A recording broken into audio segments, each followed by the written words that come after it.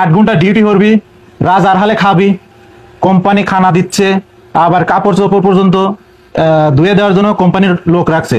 রুমটা যে সাফাই করা লাগবে, এটা সাফাই করাও লাগবে না, এটার জন্য আলাদা ক্লিনার আছে, তারা রুম পুরাটা সাফাই করে দিচ্ছে, কোনো টেনশনই নাই।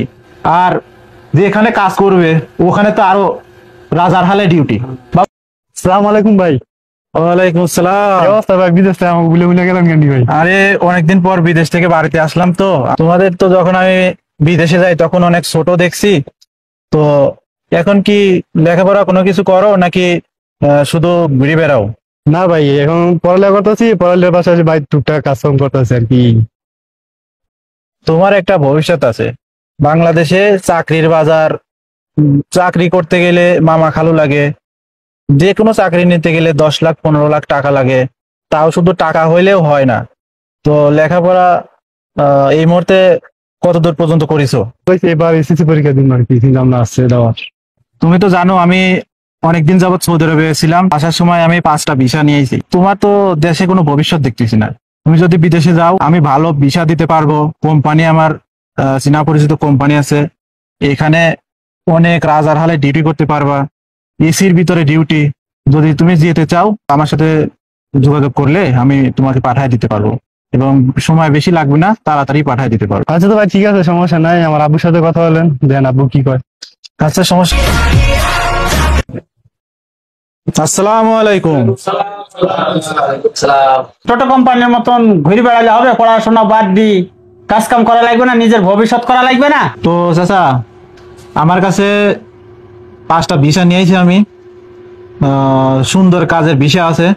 তো আপনার ছেলেরা তো এখানে দেখতেছি ঘুরে ফিরে বেড়াচ্ছে, আর লেখাপড়া বাংলাদেশের বাজারে তো দেখতেইছেন, চাকরি বাকরি করতে গেলে 10-15 লাখ টাকা লাগে, মামা খালু লাগে। আর এখানে আপনি বেশি টাকা লাগতেছে না, অল্প টাকার মধ্যে। আমি এখানে কোনো লাভ কোনো কিছু নেব না, আমি ভিসা নিয়েছি, এই ভিসাতে আপনার ছেলেরে পাঠায় দেব, সেখানে যায় খুব আরামে সে ডিউটি করবে। বাবা তাহলে কোন দেশের ভিসা গো? আমি সৌদি আরবে আইছি। হ্যাঁ? সৌদি আরবে থাকছি 10 বছর যাবত। হ্যাঁ, আমার পাশাপাশি কোম্পানি অনেক ভালো। তো কোম্পানির যে মেন মুদির, ওর সাথে আমার খুব ভালো সম্পর্ক। তো সে আমার ধরছে 4-5টা ভিসা দিয়েছে, যে বাংলাদেশের লোক অনেক কাজ কাম করতে পারে ভালো, আর অনেক ব্যবহারও ভালো, এই জন্য বাংলাদেশের লোক নিতে বলছে। বাবা যদি ভিসা যদি ভালো হয় তাহলে আমার সন্তানদারে ছেলেটারে পাঠাও, ভালো জায়গায় ভালো কোম্পানিতে যদি হয় তাহলে আমার ছেলেটা তুমি পাঠিয়ে দাও। আরে চাচা, আপনি টেনশন হবেন না, যে কোম্পানি একদম এসির মধ্যে কাজ, আবার কাজ কামে কোনো টেনশনই নাই, কাগজপাতি সব কোম্পানি আপনার বানায় দিচ্ছে। 8 ঘন্টা ডিউটি করবি, রাজার হালে খাবি, কোম্পানি খানা দিচ্ছে, আবার কাপড় চোপড় পর্যন্ত ধুয়ে দেওয়ার জন্য কোম্পানির লোক রাখছে। রুমটা যে সাফাই করা লাগবে, এটা সাফাই করাও লাগবে না, এটার জন্য আলাদা ক্লিনার আছে, তারা রুম পুরাটা সাফাই করে দিচ্ছে, কোনো টেনশনই নাই। আর যেখানে কাজ করবে ওখানে তো আরো রাজার হালে ডিউটি। বাবা বেতন কিরকম কি আমার একটু বোঝাও দিন। বেতন বাংলাদেশের 1 লাখ টাকা বেতন পাবে। এইখানে ওভার টাইম আছে। হ্যাঁ, আবার এখানে কাজ শেষে ইচ্ছা করলে পরে বাইরে কাজ করতে পাবে। হ্যাঁ, আবার সৌদিরা যে পরিমাণ বকশিস দেবে, 20-30 হাজার টাকা মাসে শেষে হয়ে যাবে এই বকশিসের টাকায়। হ্যাঁ। তো সব অল টোটাল মিলায়া কমসে কম 2 লাখ টাকা মাসে ইনকাম করতে পারবে। তাহলে বাবা ক টাকা লাগবে যাইতে বলো দিনই। এইখানে চাচা আমি বেশি টাকা নিচ্ছি না, আমার এখানে কোনো লাভ লস এইসব আমার কোনো কিছু নাই। আমি ভিসা নিয়ে আইছি, এখানে বাস সরকারি খরচ, আর যে আমি অফিসে থেকে ভিসাটা করাবো, পুরা কাগজপাতি যেগুলো ঠিক করবে ওরা, বাস ওরা কিছু টাকা নেবে, তাও সীমিত পরিমাণ, বেশি টাকা নেবে না। এখন ভাই এই বিষয় হচ্ছে গিয়া, কোম্পানির নাম কি বা কোম্পানিটা কোন জায়গায়, কোম্পানির কি সেপারেট, কিরকম ডিউটি কয় ঘন্টা, বা 2 বছর পর পর কি ছুটি দেওয়া হবে নি, টিকিট দেওয়া হবে কোম্পানি থেকে, বা সাথে কোনো বন্ধ বন্ধ আছে কিনা, এরকম কিছু? এই কোম্পানিটা রিয়াদে অবস্থিত। আচ্ছা।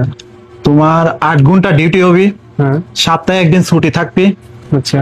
আর 2 বছর পর পর কোম্পানি আসা যাওয়ার টিকিট দিবে। আর এর ভেতরে যদি কোনো ইমার্জেন্সি কোনো কিছু হয় হুম তো বলার সাথে সাথে ছুটি লাগাই দিবে। হুম। এসব কোনো টেনশন নাই, আমি আছি না, হুম তো কোনো টেনশন নাই। ভিসা 1 নম্বর ভিসা, কোনো সাপ্লাই কোম্পানি নাই।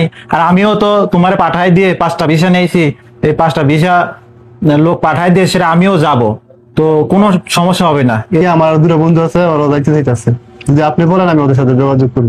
আচ্ছা সমস্যা নাই, ভিসা তো আমি বলছি 5টা ভিসা নিয়েছি। হুম তো তুমি যদি ওদের সাথে নিয়ে যেতে চাও তাহলে আমি এখানে আসি, ওদের আসতে বলো, ওদের সাথেও কথা বলি।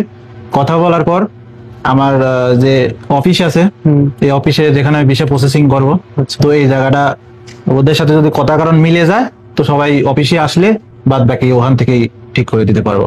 আচ্ছা তাই ঠিক আছে ভাই, তো আমার বন্ধুরা বাইরে আছে, তো আমি ওদেরকে ডাকবে নিয়ে এসে আপনার সাথে কথা বলি। আচ্ছা ঠিক আছে, তো ওদের ডাক দাও, আমি ওদের সাথে কথা বলি। আচ্ছা ঠিক আছে। এই ভাই এরা দুজন আমার বন্ধু, আর আমার লগে দেখতে চাইতেছে।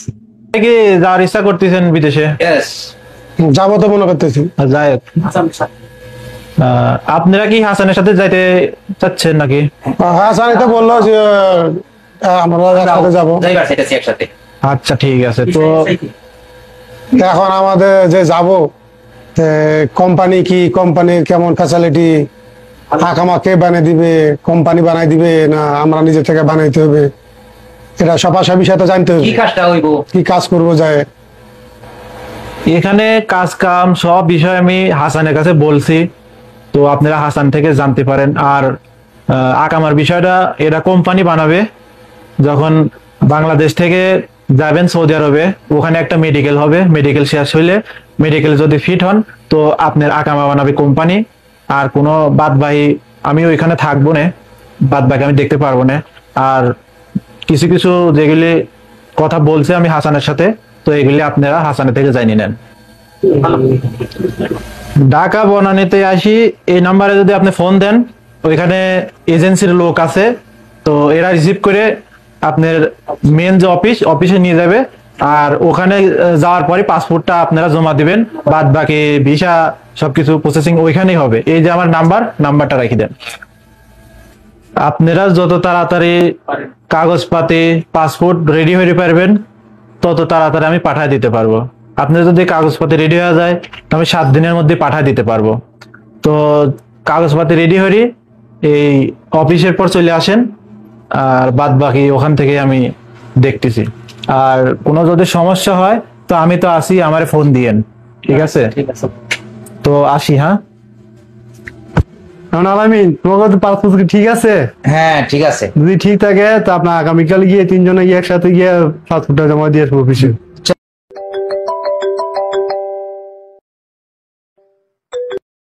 ওয়ালাইকুম আসসালাম। ভাই ভালো আছেন? ও আচ্ছা ভাই আছেন, তাহলে ঠিক আছে ভাই, আমি লোক পাঠা দিচ্ছি, রিসিভ করে নিয়ে আসতেছি আপনাদেরকে। ওকে ভাই, ওকে। বাজিত, এদিকে আসো। আসসালামু আলাইকুম স্যার। ওয়ালাইকুম আসসালাম। বাইরে 5টা লোক আসছে নতুন, ওদেরকে রিসিভ করে নিয়ে আসো। ঠিক আছে স্যার, আমি রিসিভ করে আনছি। ওকে। আসসালামু আলাইকুম। ওয়ালাইকুম আসসালাম। আপনারা সবাই ভালো আছেন? ভালো আছি। তো সবাই পাসপোর্ট লিয়াচ্ছেন না? আলহামদুলিল্লাহ ভালো আছি, আপনি ভালো আছেন? আলহামদুলিল্লাহ, আমিও ভালো আছি। আপনারা সবাই পাসপোর্ট লিয়াচ্ছেন, এই পাসপোর্ট গুলো দেন, জমা দেন। এই যে ভাই আমার পাসপোর্ট।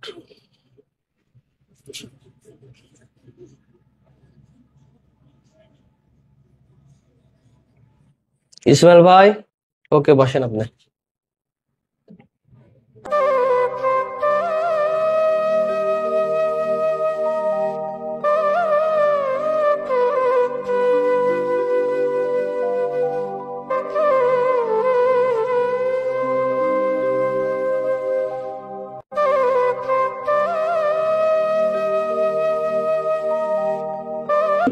বাজিত, এদিকে আসো।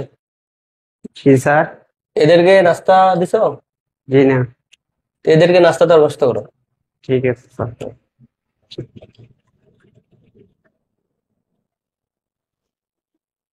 বাজিত, এদের মেডিকেল আছে, আজকে মেডিকেল করে তারপরে বাসায় যেতে বলবা। ঠিক আছে স্যার। ওকে, যাও। সালামু আলাইকুম ভাই, কেমন আছেন? ওয়ালাইকুম আসসালাম রহমতুল্লাহ বরকাতু। আলহামদুলিল্লাহ ভালো আছি, আপনি কেমন আছেন? আছি আলহামদুলিল্লাহ ভালো।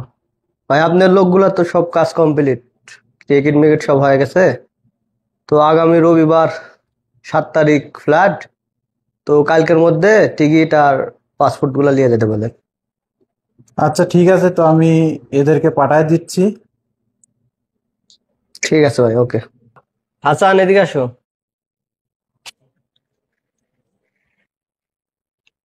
তোমাদের হলো রবিবার 7 তারিখ রাত 10টায় ফ্লাইট, আর তোমাদের থাকতে হবে 7টার সময়, 3 ঘন্টা আগে। ঠিক আছে, মিস করো না যে। ঠিক আছে। ঠিক আছে।